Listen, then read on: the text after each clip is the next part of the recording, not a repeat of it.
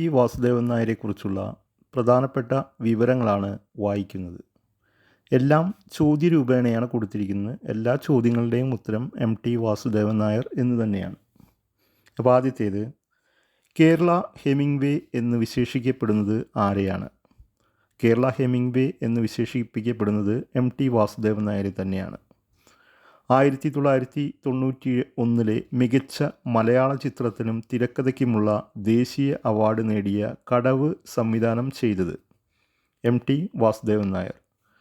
1991 മികച്ച മലയാള ചിത്രത്തിനും തിരക്കഥയ്ക്കുമുള്ള ദേശീയ അവാർഡ് നേടിയ കടവ് സംവിധാനം ചെയ്തത് ടി വാസുദേവൻ നായർ. മലയാളത്തിലെ തിരക്കഥയെ ഒരു സാഹിത്യശാഖയായി വികസിപ്പിച്ചതിൽ സുപ്രധാന പങ്കുവഹിച്ച എഴുത്തുകാരൻ.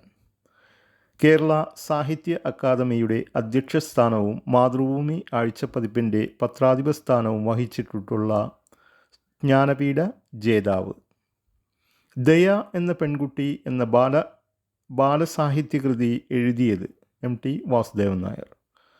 മഹാഭാരതത്തിലെ ഭീമനെ കേന്ദ്ര കഥാപാത്രമാക്കി മലയാളത്തിൽ രണ്ടാം മൂഴം എന്ന അതിപ്രശസ്തമായ നോവൽ എഴുതിയത് ടി വാസുദേവൻ നായർ. ആൾക്കൂട്ടത്തിൽ തനിയെ എന്ന യാത്രാവിവരണം രചിച്ച ജ്ഞാനപീഠ ജേതാവ് ടി വാസുദേവൻ നായർ. കൂടല്ലൂരിൻ്റെ കഥാകാരൻ എന്നറിയപ്പെടുന്നത് ടി വാസുദേവൻ നായർ. നാലുകെട്ട് എന്ന നോവൽ എഴുതിയത് ടി വാസുദേവൻ നായർ. സേതു എന്ന കഥാപാത്രം ആരുടെ സൃഷ്ടിയാണ്? ആരുടെ തൂലികാനാമമാണ് ടി? 1975 മുതൽ 1994 വരെ സാഹിത്യത്തിന് നൽകിയ സമഗ്ര സംഭാവനകൾ പരിഗണിച്ച് 1995 ജ്ഞാനപീഠം ആർക്കാണ് നൽകിയത്? ടി വാസുദേവൻ നായർക്ക്. 1996 കാലിക്കറ്റ് സർവകലാശാല ഡോക്ടറേറ്റ് നൽകി ആദരിച്ച ജ്ഞാനപീഠ ജേതാവ് ടി വാസുദേവൻ നായർ. 1953 ലോക ചെറുകഥാ മത്സരത്തിൽ 1ാം സ്ഥാനം നേടിയ വളർത്തുമൃഗങ്ങൾ എന്ന കഥ എഴുതിയതാര്? ടി വാസുദേവൻ നായർ. ആരുടെ മാസ്റ്റർ പീസാണ് രണ്ടാം മൂഴം? നിളയുടെ കഥാകാരൻ എന്നറിയപ്പെടുന്നത് ആര്? തകരുന്ന സാമൂഹിക സ്ഥാപനങ്ങളും വ്യക്തിയുടെ ഏകാന്തതയും പ്രമേയമാക്കിയ മലയാള സാഹിത്യകാരൻ. ഒരു വടക്കൻ വീരഗാഥ, കേരളവർമ്മ പഴശ്ശിരാജ എന്നീ ചിത്രങ്ങൾക്ക് തിരക്കഥ എഴുതിയത്.